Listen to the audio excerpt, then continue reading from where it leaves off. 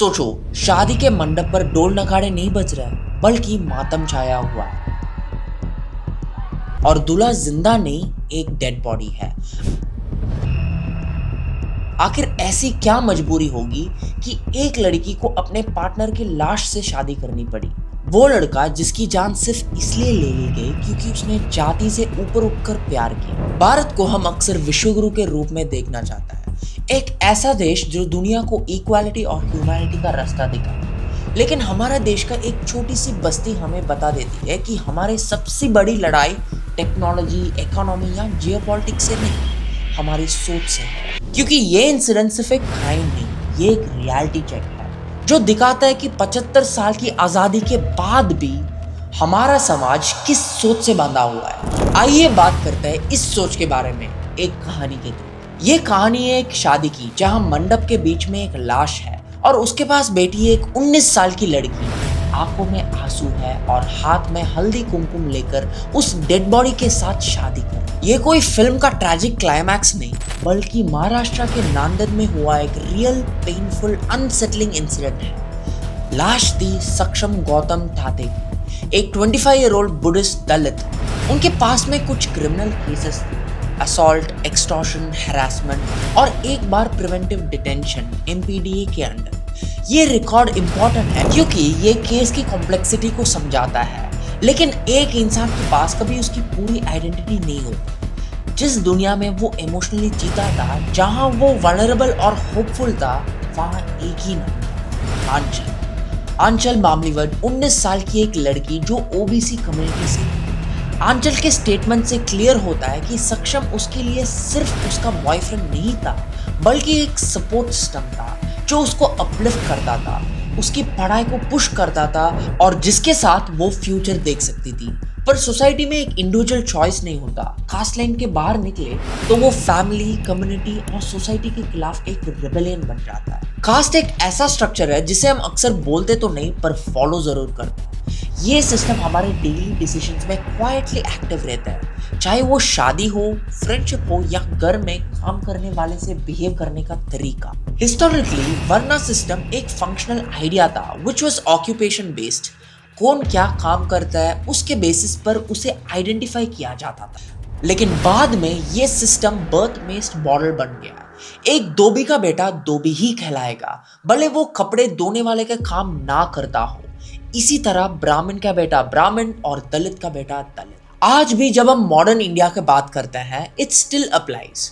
No one asks directly, पर सबको पता है it governs marriages, relationships, honour और सोशल स्टेटस। नांदेड़ का केस इसी इनविजिबल, डीपली रूटेड कास्टिज्म का एग्जाम्पल है। आंचल के घर वाले फादर गजानन मामिलवाड, ब्रदर हिमेश मामिलवाड और साहिल मामिलवाड और मदर जयश्री मामिलवाड शुरुआत में सभी इस रिलेशनशिप को एक्सेप्ट करते दिखाई दी। एक वायरल वीडियो में आंचल के फादर सक्षम को कंधे पर उठाकर डांस करते हुए दिखे। सोशल मीडिया ने ये वीडियो देखकर बोला कितनी प्रोग्रेसिव फैमिली है, पर आंचल ने बाद में कहा ये सब एक्टिंग था, एक केयरफुली परफॉर्म्ड एक्सेप्टेंस, जिसे देखकर उन्होंने रिलेशनशिप को कंट्रोल में रखने की कोशिश की। कुछ टाइम बाद ही घर वाले उसे फोर्स करने लगे कि वो सक्षम के खिलाफ एक फॉल्स पुलिस केस फाइल करे।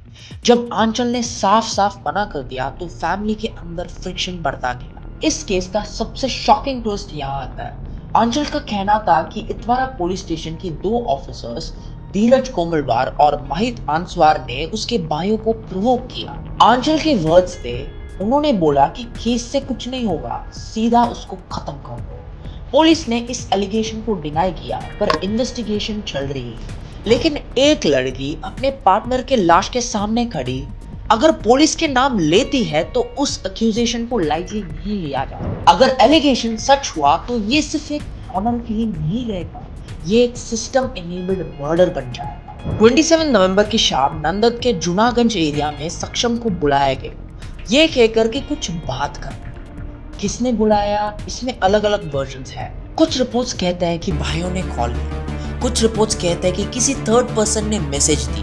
But one thing is consistent, Anchal को इस मीटिंग के बारे में कुछ नहीं पता था।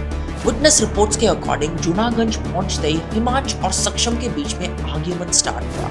आर्ग्यूमेंट्स कुछ सेकंड्स में अग्रेशन में कन्वर्ट हो गई। फिर एक गोली चलती है, बुलेट सीधा सक्षम के रिब्स में लगती है। वो गिर जाता है और गिरने के बाद जिस ब्रूटैलिटी से उसके सर पे स्लैब वार किया गया, वो दिखाता है कि ये एक planned, deliberate, emotionally charged execution था।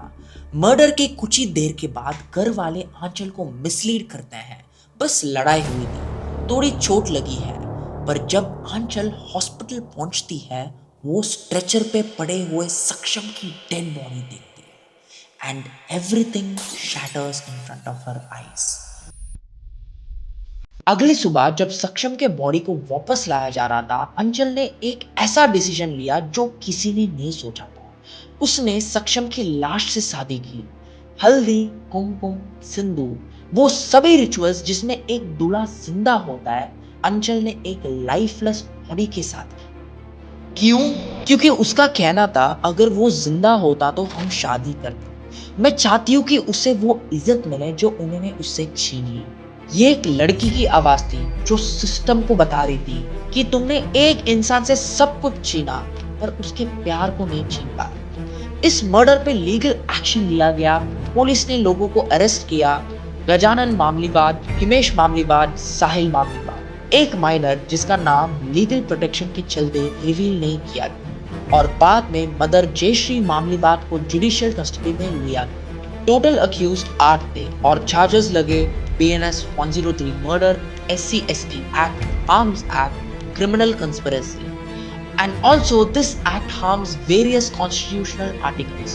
पुलिस का नैरेटिव एकदम अलग डायरेक्शन में जाता है। वो कहते हैं कि ये पर्सनल राइवलरी और सक्षम के क्रिमिनल पास्ट का इशू था, लेकिन आंचल का नैरेटिव है कि ये कास्ट और हॉनर किलिंग का केस है। सच्चाई इन दोनों नैरेटिव्स के बीच कहीं लेयर्ड फॉर्म में एग्जिस्ट करती है, क्योंकि इस केस में कॉन्ट्रडिक्शंस बहुत है। सक्षम की एज 24 से 26 तक वेरी करती है।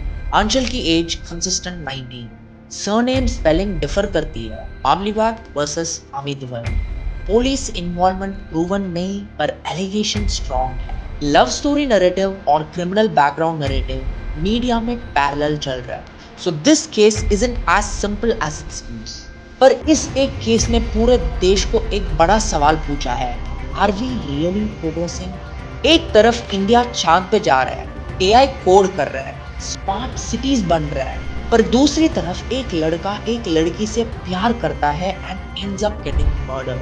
ये सिर्फ एक कहानी नहीं। बिहार में लोअर क्लास लड़कियों के साथ बलात्कार किया जाता है पर उनके हाथों से एक गिलास पानी नहीं पी जाता। और जब एक लोअर क्लास लड़का को एक बड़े ऑफिस में नौकरी मिलता है, he is made to do the basic cleaning work just because he is from a lower class। ऐसे ही मल्टीपल सिनारियोस हमारे देश में, rape, murder, work, just because कि वो इंसान एक लोअर कास्ट है। ऐसे ही कई सारे केसेस हमारे देश में हैं, जैसे कि डाउरी डेथ्स, रेप्स, मर्डर्स और बेसिक काम में भी डिस्क्रिमिनेशन होता है, सिर्फ और सिर्फ एक ही कारण की वजह से, which is caste. And we all think we are not a part of this. पर खुद से पूछो, कितना नॉर्मलाइज्ड है कास्टिज्म और रेसिज्म जैसा चीजें तुम्हारे डेली लाइफ में? From asking people their surnames just to know their caste to thinking you are superior or inferior just because you're from a particular caste. Dark jokes के नाम पे casteism, using a caste as a cuss word, calling someone casteist or racist names just because they look in a certain way, treating people differently when you know their caste. ये सब कुछ deep rooted discrimination ही है। तो solution क्या है? अपना mindset सही करना, क्योंकि लॉ तो कितने सालों पहले चेंज हो चुका था। BR अम्बेडकर ने जो प्रॉब्लम्स फेस की, इतने स्ट्रगल करने के बाद लोअर कास्ट आज भी वही प्रॉब्लम्स फेस कर रही है। किसी भी इंसान के पर्सनल चॉइस को रेस्पेक्ट करना, क्योंकि उन्हें भी जीने का, डिसीजन लेने का उतना ही हक है जितना आप। अपने अंदर एम्पैथी लाना, क्योंकि सामने वाला भी आपके तरह एक इंसान है जिसका दर्द एक इंसान ही समझ सकता है। अब आपको सॉल्यूशन तो समझ आ गया, पर प्रॉब्लम ये है कि आप इस केस के साथ साथ इन सॉल्यूशंस के बारे में भी कुछ दिनों में भूल जाओ और रिमाइंडर के लिए फिर किसी बेटे की जान जाएगा या किसी की बेटी का नहीं। तब आप वापस ये वीडियो देखोगे और रियलाइज करोगे कि प्रॉब्लम तो आप में भी है। इसलिए चेंज तभी आएगा जब इक्वालिटी हमारे अंदर इतनी गहराई तक ऑब्जॉर्व हो जाए जितनी गहराई में डिस्क्रिमिनेशन बैठा हुआ है। So take a pledge with me today to change this world and make it